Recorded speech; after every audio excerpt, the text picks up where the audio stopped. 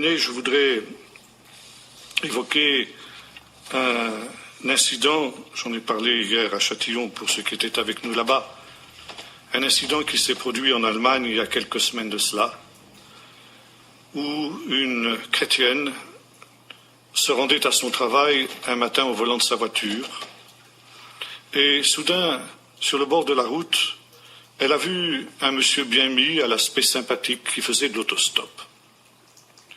Elle avait pour coutume, disait-elle, de ne jamais prendre d'autostoppeur, d'abord parce que c'était une femme, et deuxièmement, on ne sait jamais sur qui on tombe quand on prend des autostoppeurs, et systématiquement, elle évitait de prendre des personnages qui faisaient ainsi d'autostop. Mais ce jour-là, ce monsieur avait un air tellement sympathique, elle a été poussée, presque malgré elle, à s'arrêter et à prendre ce personnage en autostop. Le monsieur s'est installé à l'arrière de la voiture, la dame a démarré, et quelques minutes ont passé, et au bout de quelques minutes, le monsieur a ouvert la bouche et a dit ceci: déjà, les trompettes sont à la bouche. La dame était surprise, dit: mais quoi? Qu'est-ce que vous avez dit, monsieur? Alors il a répété une deuxième fois: déjà, les trompettes sont à la bouche. Et la dame, de plus en plus surprise, lui dit: mais je ne comprends pas. Qu'est-ce que vous voulez dire? Qu'est-ce que vous avez dit? Expliquez-vous. Et une troisième fois, il a répété: déjà, les trompettes sont à la bouche. Et il a dit cela avec un ton tellement grave et tellement solennel que la dame s'est retournée pour voir son interlocuteur, regarder son interlocuteur. À sa surprise, il n'y avait plus personne à l'arrière de la voiture. Vous imaginez le choc, le traumatisme qu'a subi cette femme. C'était trop pour que, puisqu'elle n'en pouvait supporter, elle a dû arrêter sa voiture et sortir de sa voiture pour reprendre ses esprits. Et pendant qu'elle était là, affalée sur le capot de sa voiture, sont passés 2 gendarmes à moto. Et ils ont vu cette femme qui était là, vraiment dans des conditions, dans une situation qui semblait pas normale. Alors ils ont fait demi-tour et ils se sont arrêtés à sa hauteur. Ils ont dit: madame, ça va pas? Vous êtes malade? Vous avez un malaise? Est-ce qu'on peut vous aider? Vous avez besoin de quelque chose? Elle a dit: non, laissez-moi tranquille. Il dit: mais non, c'est pas normal, ça va pas bien. Elle dit: qu'est-ce qui vous est arrivé? Elle dit: si je vous le dis, vous allez me prendre pour une folle. Alors les gendarmes me disent: mais ça fait rien, dites quand même. Alors elle a commencé à raconter son histoire. Et au fur et à mesure qu'elle racontait son histoire, elle voyait ces 2 gendarmes qui se mettaient à pâlir. Et puis à perdre toute contenance. Et à un moment, c'est elle qui s'est arrêtée, qui a dit à ces deux gendarmes: mais ça va pas, messieurs, vous vous sentez mal? Et les gendarmes lui ont répondu: madame, vous êtes la 6e personne qui nous raconte cette histoire ce matin. Déjà, les trompettes sont à la bouche. Le jour de mes rachetés est arrivé, dit notre texte d'Ésaïe 63. Alors, quelle heure est-il à l'horloge de Dieu? Voyez-vous, je disais tout à l'heure, quand il y a 30 ans de cela, je suis venu pour la dernière fois. C'était déjà notre sujet, notre frère l'a rappelé tout à l'heure, j'avais parlé, disait-il, il me l'a rappelé, moi j'avais oublié, sur la question des ossements desséchés d'Ézéchiel et d'Ézéchiel 38, le Gog et Magog, maintenant je m'en souviens. Mais les choses étaient loin d'être aussi avancées qu'elles ne le sont. 30 ans après, eh bien nous sommes maintenant dans les derniers instants, à la veille de ce drame, ce ultime drame de l'histoire de l'humanité, celui où le Seigneur viendra pour exercer son jugement sur les nations et pour exercer son salut pour ceux qui l'attendent. Et alors, je conclurai de la manière suivante, en citant un autre texte du livre du prophète Ézéchiel, du prophète Ésaïe plutôt, qui nous dit que quand le Seigneur viendra, eh bien ce sera pour sauver les justes et juger les pécheurs. Jésus nous dit la même chose aussi lorsqu'il nous parle de son retour.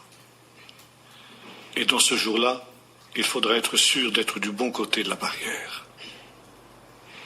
de quel côté de cette barrière êtes-vous donc ce soir? Comme je le disais ces jours derniers, ceux qui étaient avec nous, le problème, c'est que nous vivons actuellement l'apostasie dont j'ai parlé tout à l'heure. Non seulement la révolte des nations contre Israël, révolte militaire, mais comme je le disais en commençant, cette révolte militaire, elle a été précédée par une révolte spirituelle, morale, contre les lois de Dieu. Et cette révolte, elle a atteint même les églises aujourd'hui. Et aujourd'hui, beaucoup d'églises et beaucoup de chrétiens ressemblent à l'église de Laodicée dont il est question dans le livre de l'Apocalypse, qui veulent avoir à la fois les bienfaits que le monde peut apporter et puis avoir gloire aussi part à la gloire future. Or, le Seigneur nous dit que c'est impossible. Il faut choisir. Et aujourd'hui, il est très important de savoir si nous sommes tièdes. Si nous essayons justement de vivre une vie chrétienne à peu près, dans laquelle il n'y a pas justement de véritable consécration et de véritable recherche de la volonté de Dieu, où la volonté de Dieu a cessé d'être la priorité dans la vie de nombreux chrétiens.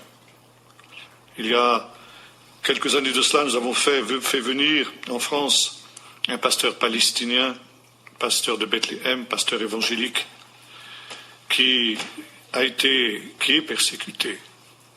Son église a été plastifiée 14 fois. On lui a tiré 4 fois dessus. Dans sa communauté, des frères et des sœurs ont été massacrés, dont son propre frère, selon la chair, à cause de leur foi en Jésus. Et quand il a terminé cette tournée que nous avons fait faire en France, il était très déçu de ce qu'il a vu des églises françaises. Et il a interpellé les chrétiens français de la manière suivante en disant « Vous les chrétiens en France, qu'est-ce que ça vous coûte l'évangile? Ça vous coûte rien.